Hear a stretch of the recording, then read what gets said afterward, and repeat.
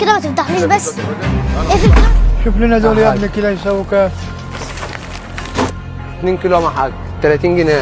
ماشي يا ابني عبرك. عايزهم فكاه ولا مجمد؟ شكرا يا ابني، حلوين يا ماشي ابني. يا حاج.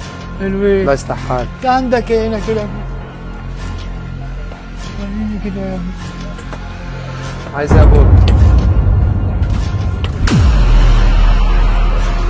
بس مقاس التلاجة قد ايه؟ عشان دي مقاسها. ماشي يا ابني، ماسك الثلاجة واجي لك.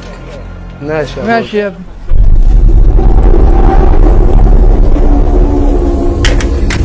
السلام عليكم. وعليكم السلام ورحمة الله وبركاته. عمو، ايه يا حبيبي؟ ممكن اقول لك على حاجه؟ اتفضل يا قلبي. هما الازازتين دول يعملوا كام؟ مش بفلوس طبعا. طب انا كنت عايزه ابيعهم. ليه؟ كنت عايزه ابيعهم عشان اجيب بهم اكل والله. عشان انا قاعد بلف في النص.